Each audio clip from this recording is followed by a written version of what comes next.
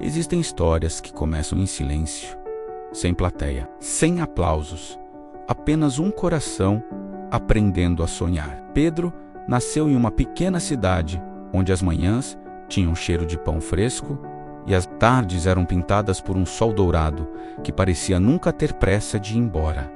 Ele era filho único, mas nunca foi solitário. Seus pais construíram ao redor dele um mundo simples, porém sólido. Um mundo onde o jantar era sempre em família, onde as conversas importavam, onde sonhos eram levados a sério menos, mesmo quando pareciam grandes demais para aquela cidade pequena. Desde muito cedo, Pedro não apenas via o mundo, ele sentia o mundo. Enquanto outras crianças corriam atrás de bolas, ele sentava na calçada, com um caderno no colo, observava, absorvia, traduzia. O padeiro, ainda sonolento, levantando a porta de metal da padaria, o varredor de rua que assobiava sempre a mesma música, a senhora que alimentava pássaros como se conversasse com eles. Pedro não desenhava pessoas, ele desenhava histórias que moravam dentro delas. Seus pais percebiam e, mesmo sem entender profundamente o universo da arte, entendiam algo maior. Aquilo era dom. Um dia você será um grande artista. Menos o pai dizia, com convicção tranquila. A mãe sorria, passando a mão pelos cabelos dele. E Pedro acreditava, não por ambição, mas porque era impossível duvidar do que vinha daqueles olhos cheios de amor. Aos 16 anos, o mundo se abriu diante dele. A carta da escola de artes chegou em uma tarde comum, mas nada foi comum depois que ele leu as palavras. Aprovado, a capital parecia outro planeta. Prédios que tocavam o céu, luzes que nunca se apagavam, pessoas que caminhavam rápido demais. No começo, ele se sentiu pequeno, invisível, deslocado. Mas dentro do ateliê da escola, algo despertava. As tintas tinham cheiro de possibilidade. As telas em branco não eram vazias, eram convites. Pedro mergulhou no estudo como quem tenta provar para si mesmo que merece estar ali. Passava horas praticando técnicas. Errava, rasgava folhas, recomeçava. E aos poucos, seus quadros começaram a ganhar profundidade. Havia algo diferente no que ele criava. Seus professores notavam que ele não pintava apenas rostos, pintava silêncios, pintava ausências, pintava o que as pessoas escondiam. Ainda assim, ele permanecia reservado. Poucos amigos, poucas festas, muitos fins de semana voltando para casa, porque toda conquista só fazia sentido quando compartilhada com os pais. Eles o recebiam com abraços demorados, queriam ouvir cada detalhe. Guardavam recortes, fotos, qualquer menção ao nome do filho.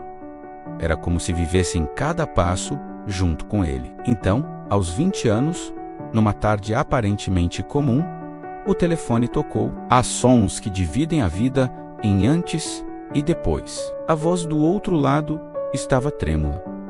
Palavras atropeladas. Um acidente, hospital, gravidade e depois o vazio. Seus pais não sobreviveram. Pedro caminhou pelas ruas da cidade grande naquela noite sem sentir o chão.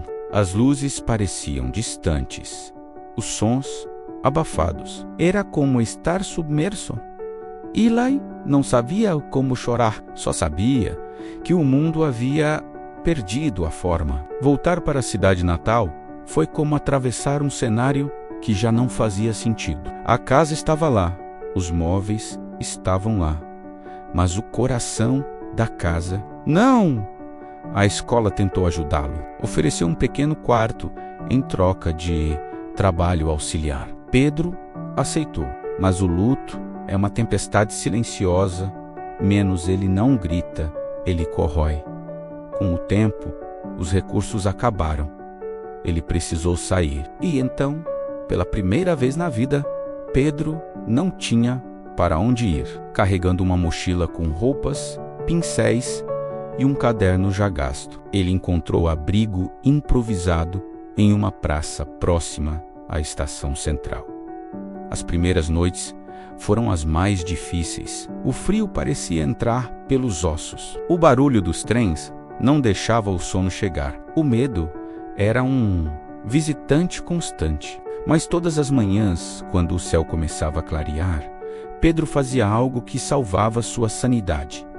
Ele desenhava. Sentado em um banco de madeira, ele recriava o mundo. Não um mundo cruel que o havia deixado sozinho, mas o mundo sensível que ele ainda acreditava existir. A arte deixou de ser sonho, virou sobrevivência. Entre as pessoas que cruzavam a praça diariamente, havia um senhor que chamava sua atenção, sempre bem vestido, passos firmes, olhar distante, como quem carrega pensamentos que ninguém conhece. Pedro começou a decena, quase por impulso.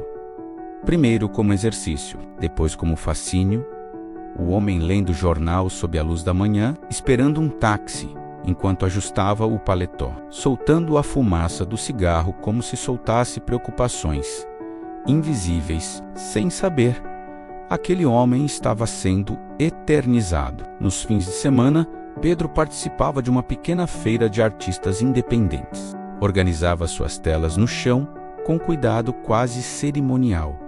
Alguns olhavam, poucos compravam, mas cada venda era uma pequena confirmação de que ele ainda existia. Até que, em uma tarde ensolarada, o inesperado aconteceu. O senhor elegante parou diante das pinturas e ficou imóvel. Ali estavam versões dele que nem ele conhecia. Havia solidão, havia humanidade, havia uma fragilidade que nenhum espelho mostrava. Ele não viu apenas técnica, ele se viu compreendido. Jovem, você conseguiu enxergar além da superfície. A voz dele não era de superioridade, era de gratidão. Ele comprou todas as telas, mas não parou por aí. Levou Pedro até uma galeria respeitada da cidade. O dono, acostumado com nomes renomados, não esperava se impressionar, mas ficou. Havia verdade demais naquelas obras para serem ignoradas.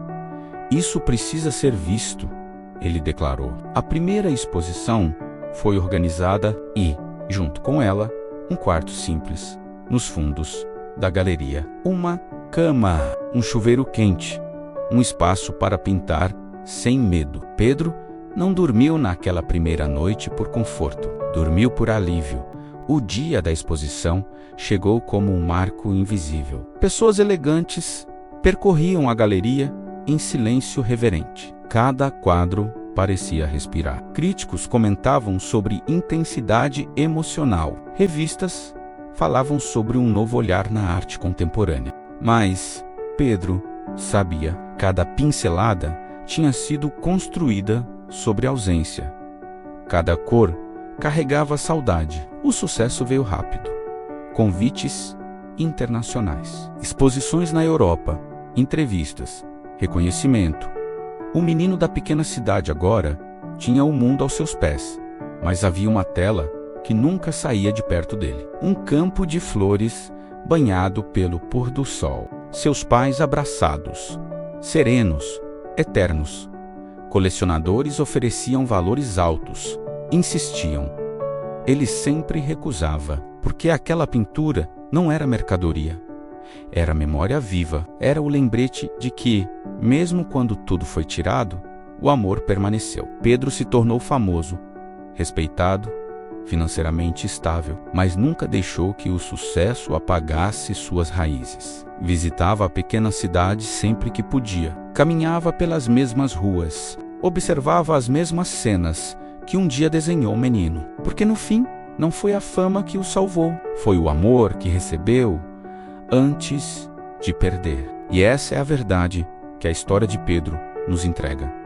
A dor pode quebrar você, mas também pode revelar a profundidade que você nunca soube que tinha. E às vezes, a maior obra que alguém cria não está pendurada em uma galeria, está na coragem de continuar. E essa foi e sempre será menos a verdadeira obra-prima de Pedro. Gostou da história? Deixe seu like, comente e se inscreva no canal para mais vídeos como este.